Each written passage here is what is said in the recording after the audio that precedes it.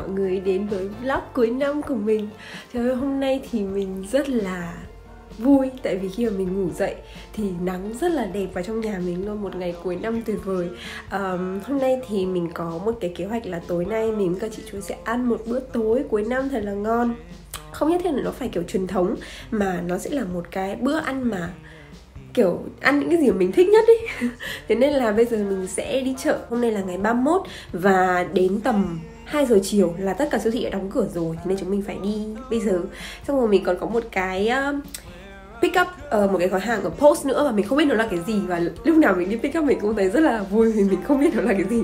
Như kiểu là được nhận quà ấy. Thế xong rồi là chúng mình sẽ làm gì nữa nhỉ? Sau chúng mình sẽ đi về nhà, chúng mình sẽ unbox cái đồ đấy với nhau. Xong rồi chúng mình sẽ nấu cơm với nhau. Xong rồi là mình sẽ ngồi xuống và mình sẽ trả lời những câu hỏi của mọi người ở trên Instagram về kiểu nhìn lại một năm cũ và chào đón một năm mới, đặt ra mục tiêu cho năm mới. Đấy, những cái như thế. Mình cảm thấy rất là hào hứng khi làm cái vlog này. Thế nên là chúng mình sẽ cùng bắt đầu thôi. Bye bye Stormy, bye bye Eggy, tôi đi đây. Hello. Đâu rồi? Đây, bye bye. Stormy đâu? Ủa? 12 Sekunden später. Hello Stormy, come here. Come here. Hi. Oh, baby. Hi. Come here. Come here, baby. Come here. Come. Come here. You. Come here. Come here. Yeah. Oh my god, my baby. Oh, you stay here. Okay. Thank you so much. Oh,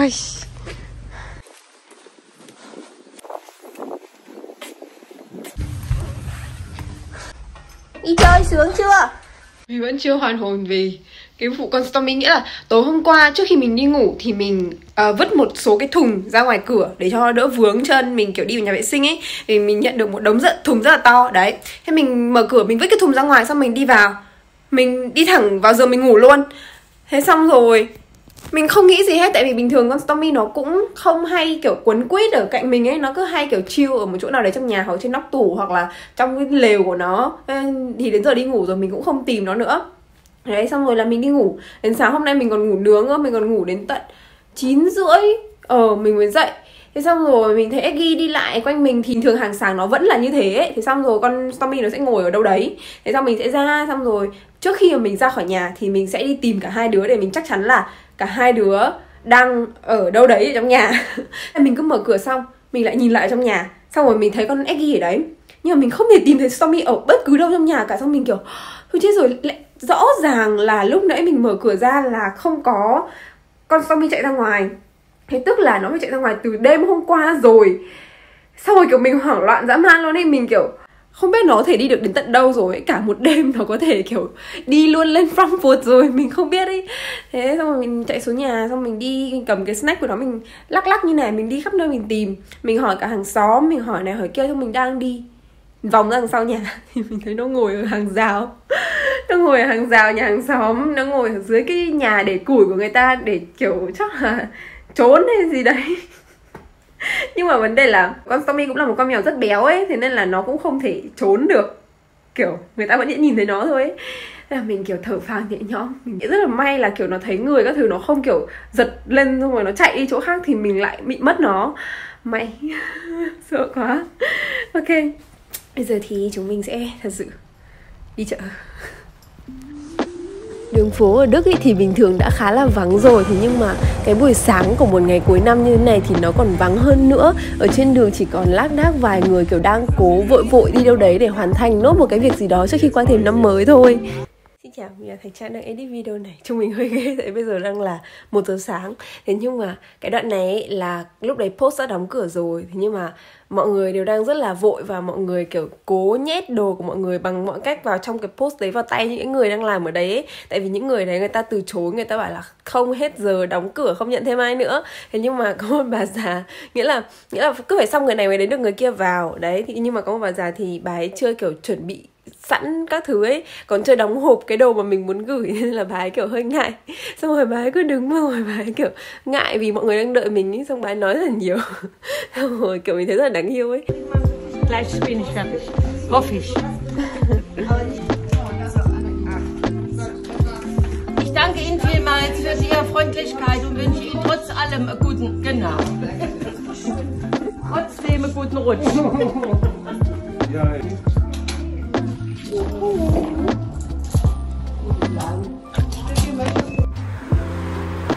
Mình vừa đi ra post lấy đồ trước khi đi chợ thì kiểu cái ngày cuối năm nó loạn lạc dã man ấy. Mình đi ra chưa bao giờ có một cái hàng dài ở trước post như thế, mà kiểu không hiểu sao mọi người cứ phải đợi đến lúc gần hết giờ rồi mọi người mới ra, kể cả mình nữa.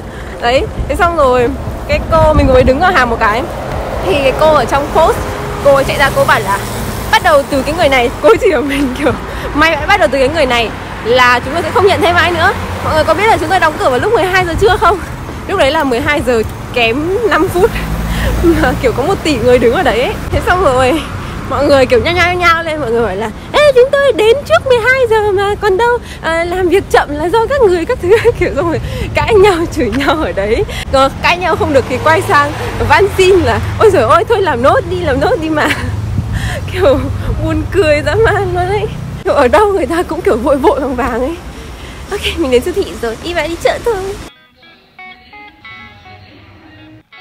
Siêu thị trước giờ đóng cửa cuối năm cũng tan hoang luôn, thế nên là mình không thể quay được nhiều cho mọi người. Mình phải thật sự tập trung để đi tìm những cái thứ mà mình cần phải mua ấy. Thậm chí là mình còn không kiếm được một cái giỏ nào để mà để đồ nữa ấy. Mình phải lấy một cái thùng các tông để những cái đồ mà mình chọn. Hello mọi người, mình đã đi chợ ra rồi đây, nhưng mà đồ của mình quá nhiều nên mình phải gọi taxi để đi về. Mình không thể xách được, mình cũng không muốn kiểu vất vả quá vào cái ngày cuối năm này. Mình vừa gọi taxi xong chúng mình sẽ đi về nhà.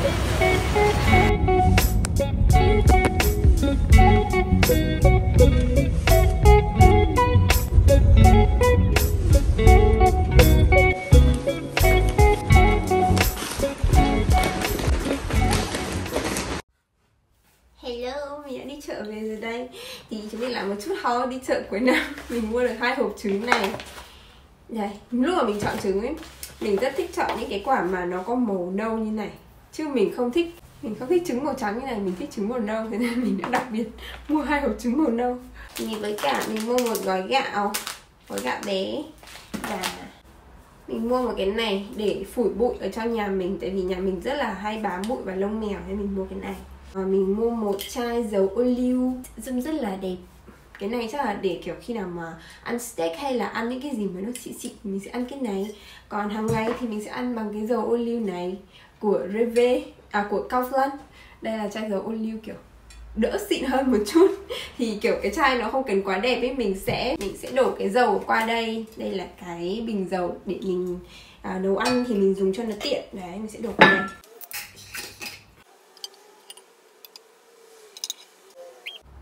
Hả? Rất là xinh đúng không? Mua cả dưa chuột muối, chicken nugget.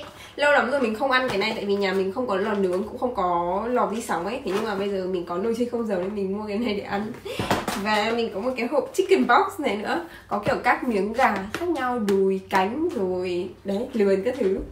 Rất là unhealthy nhưng mà thôi, mình thích là được. Một cái mini mozzarella để ăn salad, một cái gói kẹo. Mình rất thích ăn kẹo, mấy cái kẹo mà kiểu vị táo, vị dâu các thứ ấy. Đấy nên mình mua một gói này để ăn Tết. Và mình mua 2 cái chân giò, 2 cái khúc chân giò như thế này. Hạt dẻ. Kiểu những cái thứ mình mua nó không liên quan gì đến nhau mấy ấy, nhưng mà chẳng qua là mình nhìn mình thấy kiểu ô mình thèm ăn cái này nên mình mua. Và một chai sữa tươi để có thể làm bánh chuối với cả làm khoai tây nghiền. Đấy, một hộp thịt bụng, tin, một hộp khoai tây, ngô, một gói gạo lớn. Đấy là tất cả những gì mình mua trong ngày hôm nay. Vì bây giờ thì đến thời điểm này thì tất cả các siêu thị đã đóng cửa hết rồi, thế nên là mình sẽ sống với cái đống đồ ăn này cho đến ngày mai ngày kia khi mà nó mở lại.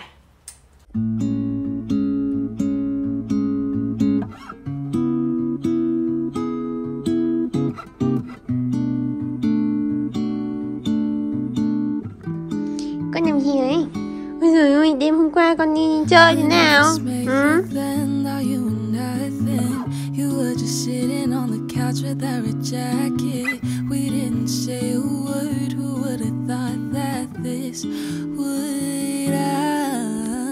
mới nhớ ra là mình còn chưa unbox cái thùng hàng vừa nãy chúng mình lấy ở post.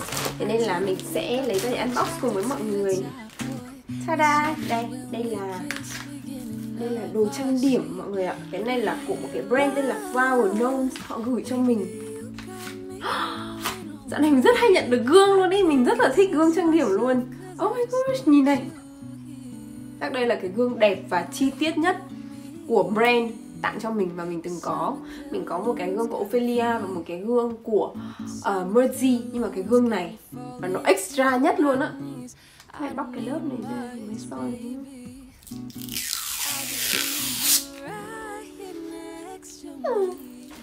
Mình sẽ không đi vào quá chi tiết đâu, tại vì là cái này mình nếu mà có thì mình sẽ làm cho mọi người trong một cái video khác. Chứ đây là một cái eyeshadow này, palette này, bọc rất là kỹ. Đây, một cái hộp đồ trang điểm như này, trông rất là công chúa, trông rất là kiểu búp bê Barbie ấy. Hồi bé mà mình nhận được cái hộp này chắc là mình sướng điên lên mất. Bây giờ vẫn sướng điên lên. Trông rất búp bê Barbie luôn ý, trông cổ tích dã man. Ok, nhưng mà thôi để sau để một video khác. Thì cái dịp cuối năm này mình cũng muốn gửi lời cảm ơn đến tất cả những nhãn hàng đáng yêu đã tài trợ cho những video của mình trong một năm vừa qua, để mình có một năm thỏa sức sáng tạo, thỏa sức làm video, không phải suy nghĩ gì quá nhiều về mặt tài chính, có thể tập trung hoàn toàn cái tâm tư, cái suy nghĩ của mình để làm những cái video hay cho mọi người xem. Nên là cảm ơn các nhãn hàng rất nhiều, cảm thấy rất là may mắn và rất là biết ơn. Và nhắc đến nhãn hàng thì có một nhãn hàng đã theo mình trong suốt cả một năm vừa qua, không chỉ là tài trợ cho video của mình, support cho kênh của mình, mà cái sản phẩm của nhãn hàng đấy mình còn dùng hàng ngày và nó đã theo mình suốt cả 2 năm vừa qua, chứ phải 1 năm nữa. Và đó chính là cái em ủ tóc này của Tsubaki. Đây là một cái em ủ tóc mà luôn luôn có ở trong nhà mình, và hết một cái là mình sẽ phải bảo mẹ mình gửi từ Việt Nam qua 3-4 hũ để mình dùng tiếp. Đấy, và lúc nào nhà mình bây giờ hiện tại cũng đang có 3 hũ. Mình cực kỳ thích cái em ủ tóc này luôn ấy, bởi vì là sau khi mình dùng xong thì nó cho hiệu quả tức thì mình nhìn thấy được cái hiệu quả của nó luôn. Nên là cảm thấy rất là đáng tiền và dùng thì rất là thích. Và mọi người cũng biết rồi, mình là du học sinh thôi, mình không có quá nhiều tiền để mà kiểu trải nghiệm những cái dịch vụ mà nó đắt đỏ bên này, như kiểu là đi hấp tóc này, xong rồi là đấy, những cái đấy ở Việt Nam cũng đã đắt rồi, nhưng ở bên này thì nó là kiểu, đối với mình nó là kiểu xa xỉ ấy, là mình không bao giờ được đi ra hàng để làm cái đấy hết. Mà cái sức phá tóc của mình ấy nó còn kiểu kinh khủng luôn. Nên mọi người thấy cứ 2-3 tháng là mình thay đổi màu tóc một lần, và cứ 1 tháng là mình kiểu tẩy chân tóc một lần. Thế nhưng mà cho đến bây giờ mình vẫn còn tóc ở trên đầu, và tóc của mình trông khỏe mạnh đẹp như thế này là do hoàn toàn, mình chắc chắn hoàn toàn là do cái này. Đó, thì mình dùng nó như thế nào? Mình dùng nó 2 đến 3 lần một tuần.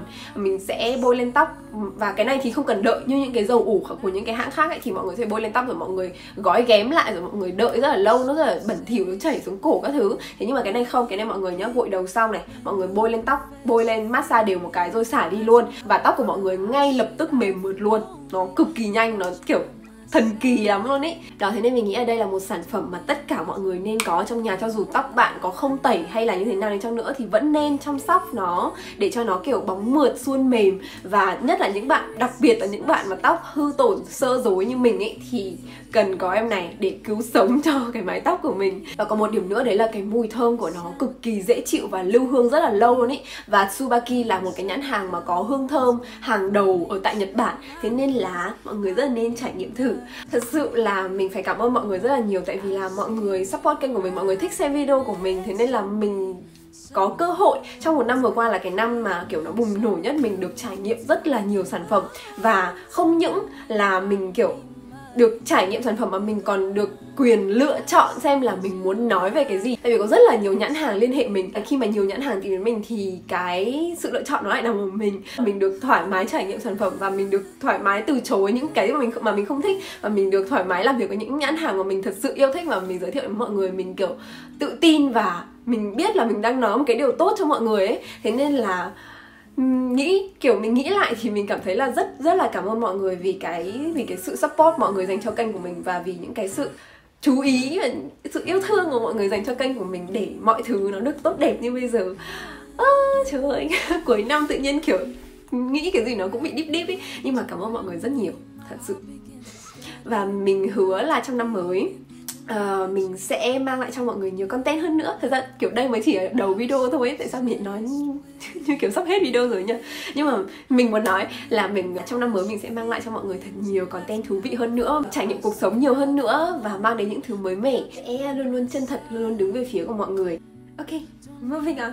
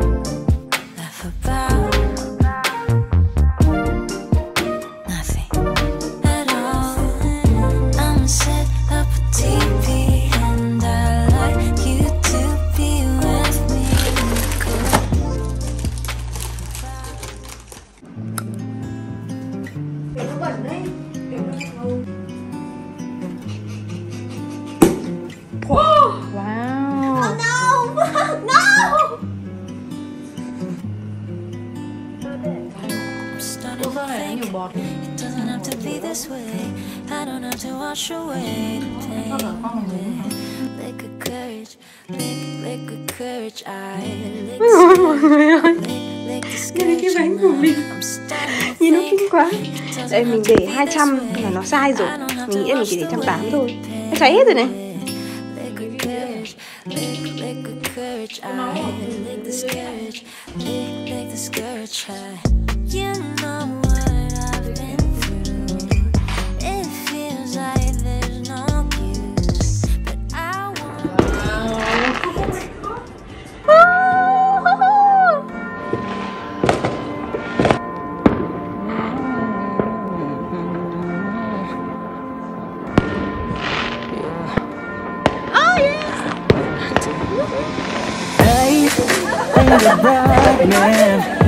Where's your Christmas spirit? I would like to see you dancing. Come on, take a first step. My love is gifted for you to help you through the river. I know you went through life, but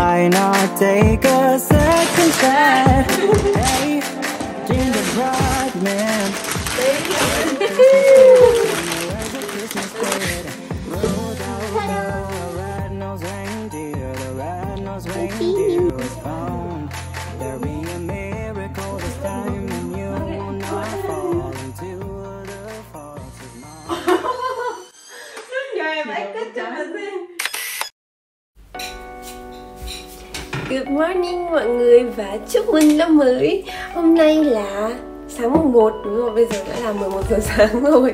Thế nhưng mà 11 giờ trưa chứ. Thế nhưng mà bây giờ mình mới ngủ dậy và mình sẽ trang điểm với nhau một chút. Tại vì là đầu năm xinh đẹp, cả năm xinh đẹp. Mặc dù hôm nay mình không làm gì hết, mình chỉ ở nhà thôi. Kế hoạch ngày hôm nay, ngày mùng 1 đấy chính là ở nhà chill, trả lời câu hỏi của mọi người đặt cho mình ngày hôm qua ở trên Instagram, kiểu như là nhìn lại một năm cũ và set goals, những mục tiêu cho năm mới đấy, với cả ăn ngập mặt ngày hôm nay. Đấy chính là lịch hôm nay của mình. Mình sẽ bôi kem chống nắng trước. Cái này là của Senka, cái này là kem chống nắng SPF 50 cộng PA4 dấu cộng White Beauty Serum in CC. Cái em này thì mặc dù nó là kem chống nắng ấy, thế nhưng mà nó có khá là nhiều cái thành phần thiên nhiên dưỡng da, và khi mà mình bôi lên mặt thì mình thấy là nó che phủ được những một phần nào đấy những cái khuyết điểm của mình ở trên mặt, cho nên là mình thấy rất là ok. Như mọi người thấy nhá, chỗ này mình bôi và chỗ này mình chưa bôi này, nó có nâng tông nhẹ và nó nâng tông rất là tự nhiên. Cái phần da này nhìn rất là hồng hào. Chỗ này của mình kiểu da trông hơi kiểu vàng vọt đấy. Và mình bôi cái này lên trông da nó hồng hào và che phủ rất là tự nhiên, có một cái độ glow nhẹ. Và có một lưu ý khi mà thoa cái này, mình nghĩ là mọi người nên thoa dần, kiểu như mọi người lấy kem chống nắng ra, mọi người nên thoa dần từng lớp build up lên, chứ không nên kiểu thoa một cục kem chống nắng to đùng lên trên mặt. Và mọi người nên kiểu xoa đều lên như này thì cái finish nó sẽ rất là đẹp. Chứ nếu mà mọi người kiểu tap ấy thì nó sẽ dễ bị vón. Mình sẽ bôi concealer vào những cái chỗ mà nó chưa che được hết, ví dụ như ở đây. Xong rồi thì mình sẽ lấy một chút phấn phủ không màu để mình dặm vào những cái chỗ mà nó hay bị bóng dầu trên mặt mình ấy. Tiếp theo là má hồng. Một chút son, cái son này mình đánh là Dior Arctic Lip Tattoo màu 421. Đây, cuối cùng mình sẽ đánh màu V28 của Mercy ở trong lòng môi và thế là xong. Đó, xong rồi. Thật ra thì mình không đi đâu cả, thế nên là ở nhà thì mình chỉ muốn trông kiểu tự nhiên hồng hào thôi, chứ mình không muốn kiểu kẻ mắt hay là lông mày gì quá sắc lẹm hay gì hết. Ok, thì chúng mình sẽ đi ra ăn sáng thôi. Mình ăn bánh chuối từ ngày hôm qua. Trông hơi ghê này thôi nhưng mà ngon phết đấy. Ta-da. Chúng mình sẽ nấu cơm trưa. Mình sẽ cho mọi người xem cái quầy rau của nhà mình. Đây là quầy rau của mình. Chúng mình có dưa chuột ở ngoài này này, có rau muống, có dây, rau cải và hành và cà chua. Đây, tiệm rau của bọn mình. Ơ, cái bàn này được việc phết nha. Đó. Tại vì là tủ lạnh của bọn mình ở trong nhà này, bọn mình mua quá là nhiều đồ ăn, thế nên là tủ lạnh đầy mất rồi, phải để rau ra ngoài kia. Trưa nay chúng mình ăn gì đây? Ăn tim và ăn rau mồng tươi xào tỏi. Trưa nay thì chúng mình sẽ ăn theo kiểu cơm Việt Nam, ăn cơm nhà. Xong rồi tối nay thì chúng mình sẽ ăn kiểu lại đồ Tây, ăn ức vịt các thứ. Thì mình sẽ dẫn mọi người theo cái hành trình ăn uống của mình cho ngày hôm nay. Thế là gọi là gì? What we eat today. What we eat in the day. Đúng rồi. Mình không biết đây là cái video gì nữa, nhưng mà thôi kệ, mọi người cứ xem đi nhé.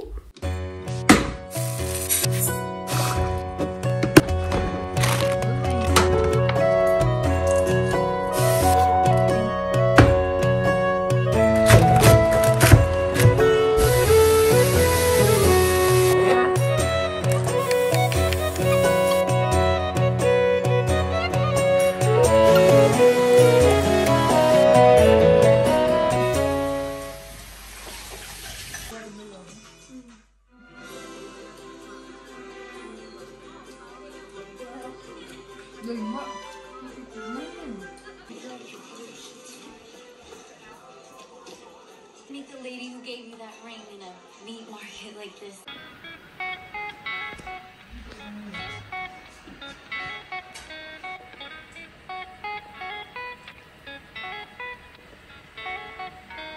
Hello mọi người, bọn mình vừa mới ăn trưa xong và bây giờ là chiều ngày mùng 1. Thì mình muốn ngồi xuống để nói chuyện với mọi người một chút xíu, trả lời mọi người những cái câu hỏi trên Instagram và nhìn lại một năm cũ, xong rồi là lên kế hoạch cho năm mới. Thật ra cái việc mà lên kế hoạch về kiểu chi tiết các thứ ấy thì chắc là phải làm một video riêng. Thế nhưng mà mình sẽ chỉ kiểu nói ra những cái cảm xúc của mình cho năm cũ và những cái dự định đại khái của mình cho năm mới, thì kiểu muốn nói chuyện với nhau thôi. Thì ở trên Instagram mọi người hỏi rất nhiều, thế nhưng mà mình sẽ chỉ tóm gọn lại thành từng ý một để mà mình trả lời nha. Đầu tiên là bác tự hào về điều gì ở bản thân bác nhất trong năm nay. Thì mình tự hào nhất đấy chính là mình đã làm việc rất là chăm chỉ, và mình rất là tự hào vì những cái sản phẩm mà mình đã đăng lên trên YouTube trong năm vừa rồi. Nghĩa là không có một video nào mình đăng lên mà mình nghĩ là ôi giời thôi đăng cho xong, hay là mình không thích video này lắm nhưng mà mình vẫn đăng. Kiểu lúc nào mình đăng video thì mình cũng cảm thấy hài lòng về cái video của mình, và mình lên video được khá là đều đặn, mỗi tuần một cái. Mặc dù có những lúc mà nó kiểu bị xê dịch đi, thế nhưng mà vẫn đều đặn được mỗi tuần một cái, thế là mình thấy rất là vui. Thì đấy là điều mình tự hào bản thân nhất, là đã làm việc rất chăm chỉ và cả học hành nữa, mình không bị fail môn nào hết. Và tiếp theo là bác có định năm mới chuyển nhà hay có kế hoạch nào trong công việc mới không vậy? Chuyển nhà thì chắc là không, tại mình vừa đổ đống tiền vào để làm cái nhà này, không phải làm cái nhà mà kiểu để trang trí cho cái nhà này, nội thất các thứ, và mình còn chưa nội thất xong và mình cũng chưa có room tour thì mình không thể chuyển đi đâu được. Đấy thì đấy là câu hỏi đầu tiên. Và cái thứ hai là về công việc, đúng không? Kế hoạch nào mới trong công việc? Thì về công việc YouTube ý, thì như mọi người biết rồi, mọi người đã theo dõi mình rất lâu rồi, mình chia sẻ về cuộc sống hàng ngày của mình. Thế nên là mình nghĩ là trong năm mới mình sẽ trải nghiệm nhiều hơn nữa. Mình sẽ đi làm mình sẽ kiếm một cái job mình đi làm để cho mọi người biết thêm về kiểu ví dụ đi làm bên này như nào, kiểu thế.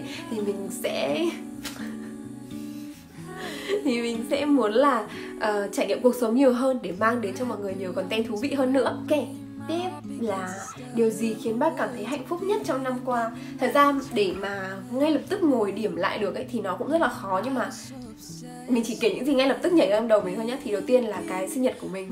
Có bao nhiêu người? Chào mọi người. Mọi người ơi, Đang sinh nhật vui vẻ nhá. Birthday to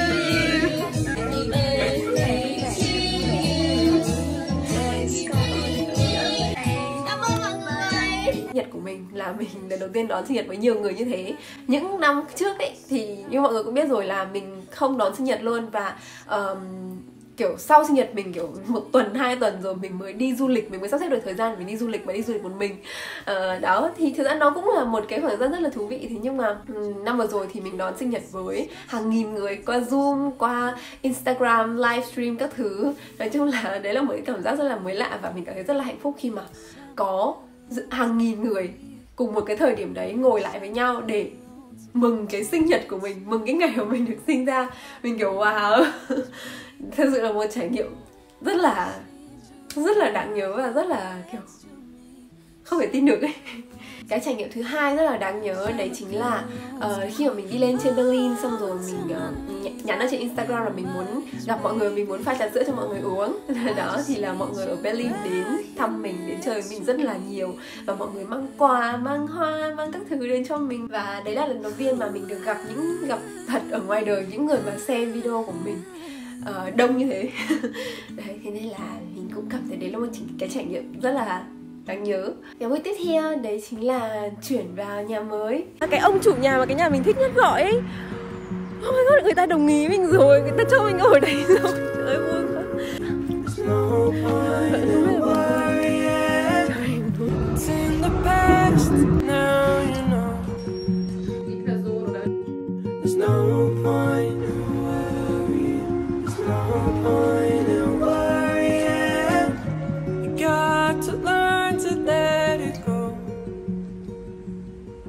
Mình được ở trong một căn nhà mơ ước của mình. Nghĩa là khi mà mình đi thuê nhà, mọi người cũng xem rồi mình sẽ có rất nhiều những cái tiêu chí. Nhà phải hướng nọ hướng kia, xong rồi là khu xung quanh view phải nhìn ra đâu, thế xong rồi nói chung là không được có nội thất, rồi là phải có nhiều cửa sổ. Nói chung mình có hàng tỷ những cái yêu cầu, thế nên rất khó để mình có thể có được cái kiểu căn hộ trong mơ của mình ấy. Thế nhưng mà mình đã tìm thấy nó rồi, và mình đang chăm sóc cho nó, mình đang trang trí cho nó từng ngày, và mình đón Giáng sinh ở đây rất là vui. Thế nên là mình cảm thấy là đấy cũng là một cái cột mốc đáng nhớ trong năm nay của mình. Và đón Eggy nữa chứ, đúng rồi, đợt đi Berlin mình đón được cả Eggy nữa. Thế là mình có 2 con mèo, một con trắng, một con đen. Xong 2 con mèo của mình rất là kiểu hòa thuận với nhau. Ok, câu tiếp theo là những điều khiến bác cảm thấy biết ơn trong năm vừa qua.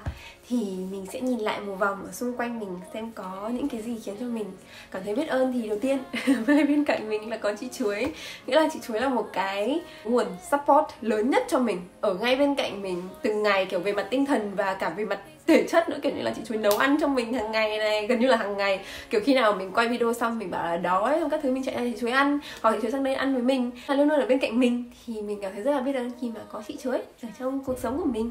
Tiếp theo thì mình cảm thấy biết ơn mọi người ở trước màn hình. Tại vì thật sự mình có thể không biết các bạn, mình có thể không biết tên của các bạn, nhưng mà mình làm video cho mọi người hàng tuần, mình làm video cho mọi người xem hàng tuần. Thế nên là mình cũng cảm thấy mọi người là những người mà mình update cuộc sống cho một cách thường xuyên nhất ấy. Và thật sự là mặc dù không quen nhau trực tiếp, kiểu biết tên nhau các thứ, nhưng mà mình thật sự cảm nhận được cái tình cảm của mọi người dành cho mình. Khi bất cứ kiểu mình có chuyện gì, mình không đăng Instagram story hay là mình không đăng ảnh hay là cái gì đấy trong một thời gian kiểu 1-2 ngày các thứ, mà nghĩa là mọi người cảm nhận được cái điều đấy. Những lúc mình không làm sao thì mọi người cũng biết, những lúc mà mình làm sao thì mọi người cũng biết, để mà mọi người hỏi mình là ê Trang có làm sao không các thứ ấy, như là những người bạn rất thân thiết ấy. Mình không hiểu sao mọi người có thể cảm nhận được những cái đấy. Nhưng mà cảm ơn mọi người rất nhiều vì đã quan tâm mình, yêu thương mình trong suốt một năm vừa qua và những năm trước đó nữa. Và hy vọng là chúng mình sẽ tiếp tục đi cùng nhau trong những năm tiếp theo, thật là vui. Và mình cũng cảm thấy rất là biết ơn những người bạn ở xung quanh mình. Thật là mình bình thường mình kiểu rất là bận, xong mình cũng không đi chơi mọi người nhiều. Thế nhưng mà khi mà mình cần thì mọi người luôn luôn có mặt và mọi người luôn luôn ở bên cạnh mình. Nên là mình cảm thấy rất là biết ơn mọi người. Mình cũng cảm thấy biết ơn vì bố mẹ gia đình mình ở Việt Nam luôn support mình nữa. Nhưng mà thôi, mọi người biết những cái đấy mà, đúng không? Và mình nói nữa thì nó giống như kiểu là mình đi thi hoa hậu được giải ấy. Thế nên là mình sẽ dừng lại ở đây, dẫn sang câu hỏi tiếp theo. Câu hỏi tiếp theo và cũng là câu hỏi cuối cùng, đấy chính là dự định của mình cho năm mới. Thì đó, về công việc thì mình muốn là mình làm nhiều công việc khác nhau hơn, trải nghiệm nhiều hơn, kiểu không chỉ là làm YouTube nữa, để mình có thể mang những cái trải nghiệm đó qua video đến với mọi người nhiều hơn, những cái trải nghiệm mới lạ. Và tiếp theo nữa thì mình muốn học hỏi và trau dồi thêm nhiều hơn những cái kỹ năng của mình, ví dụ như là về mặt ngôn ngữ này, về mặt kiểu chuyên môn, quay video, chụp ảnh rồi các thứ, rồi nói chung là rất nhiều cái kỹ năng lung tung ở xung quanh con người mình muốn phát triển nó thêm và theo hướng kiểu chuyên nghiệp hơn. Và một cái dự định thứ ba đấy chính là mình muốn làm merch cho mọi người. Mình hy vọng là merch sẽ ra vào đầu năm nay, khi nào thì mình cũng chưa biết, nhưng mà mình đang làm rồi. Thế nên là hy vọng là mình có thể ra được merch cho mọi người trong năm nay. Và cái dự định cuối cùng của mình đấy là về mặt tài chính, nghĩa là mình muốn mình biết cách quản lý tài chính chi tiêu của mình hơn, và mình cũng muốn học thêm nhiều những cái kiến thức về kiểu như là đầu tư các thứ ấy. Thì mình thấy những cái đấy rất là quan trọng, thế nên là mình muốn học thêm, mình muốn trau dồi thêm. Thì đó là những cái dự định mà hiện tại nó đang có trong đầu mình. Nếu mà để mà chi tiết hơn thì chắc là mình ngồi mình viết ra. Thế nhưng mà đại khái là như thế. Thôi mình nghĩ là mình sẽ nói đến đây thôi. Nãy giờ mình nói quá nhiều, mình nói đến thoáng. Và bây giờ mình sẽ chạy ra, mình ngồi làm bài một chút, như kiểu là để khai bút đầu năm ấy, để cho cả năm học hành chăm chỉ. Thế xong rồi thì chúng mình sẽ gặp lại nhau vào bữa tối. Tối nay thì chúng mình sẽ ăn ức vịt và khoai tây nghiền rất là ngon. Ok, thế nhé. Hello mọi người, bây giờ đã là buổi tối rồi và bọn mình đang nấu đồ ăn. Chú vừa mới ướp vịt xong, đây là 2 miếng vịt rất to. Và đây là sữa và bơ để làm khoai tây dầm. Khoai tây nghiền.